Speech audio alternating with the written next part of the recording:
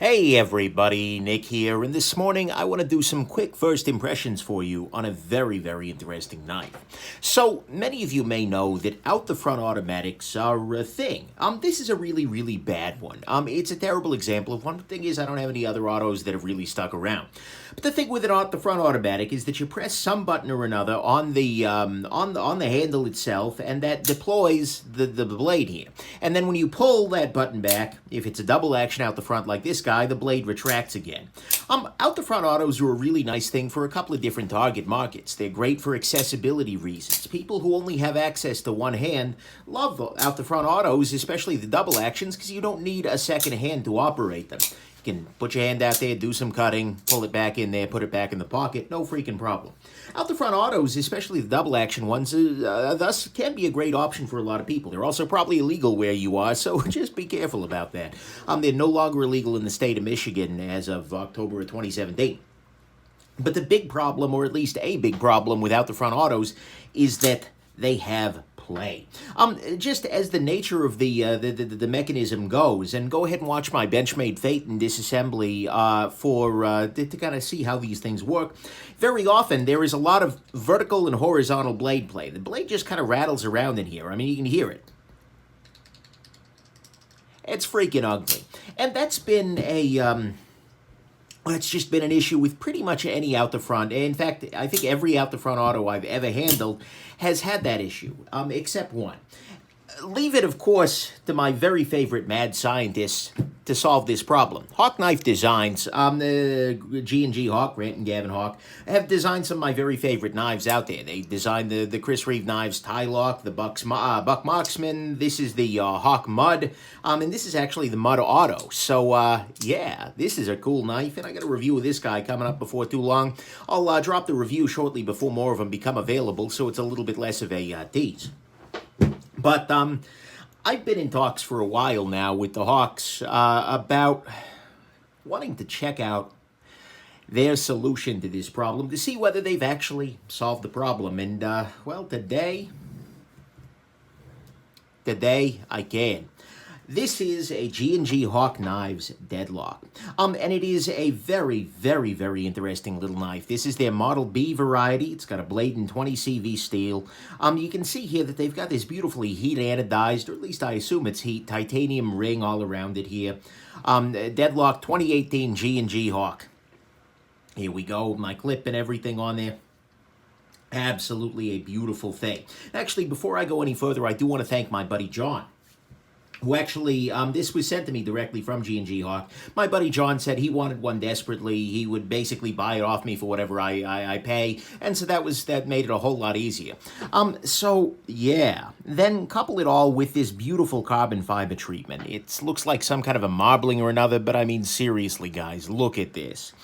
Holy freaking crap, is this thing attractive. But that's actually not what's impressive about this knife. I mean, sure, the knife is impressive physically and, just visually speaking. But what's really impressive is what happens when you press the magic little button here. Watch. Dude. Now, look, I know what you're thinking, but Nick, it just shot out like any other automatic. What's the problem here? What's going on here?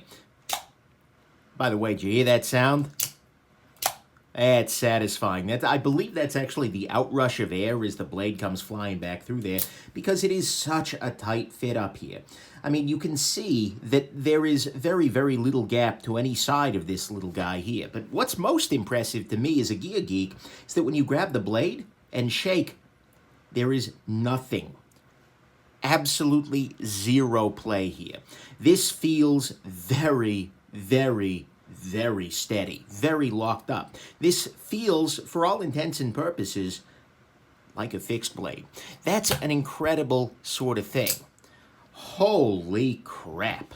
This is really impressive in that. And frankly, the action is the other thing that's really impressive. If we completely put aside the fact that it locks up completely solidly, but the amount of force that's required here and the smoothness of the action, it is just literally, you're moving it a little bit forward and then bam, it fires. You pull it just a little bit back and it's just this beautiful linear kind of thing. It's freaking spectacular is what it is.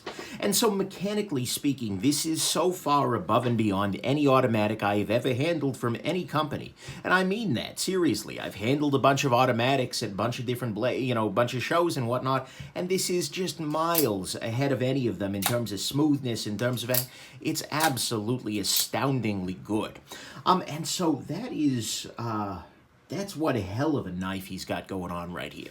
Unfortunately, it is dagger sharpened, meaning it's sharpened on both sides, which means that this is absolutely illegal for me to carry in the state of Michigan. But you know what? This is a higher end piece. This is a more custom piece, and the price of these guys, I believe they're north of $1,000 on a regular basis, and so yeah, that's a. And I'm being a little vague there because I don't know what he's charging in next batches, things like that. And it is a relatively custom thing. So this guy is actually not going to be able to get any pocket time except around the house because of that issue. But what I do hope to do is a full disassembly, because that's right, these are Torx screws. See, if you're an out-the-front automatic manufacturer and you feel confident in your work, you can use real screws. Just saying, guys. But anyways, I'm going to do a disassembly on it. I am going to do a review as best I can. And I definitely want to give this at least some around-the-house pocket time, because this is just a really astounding piece.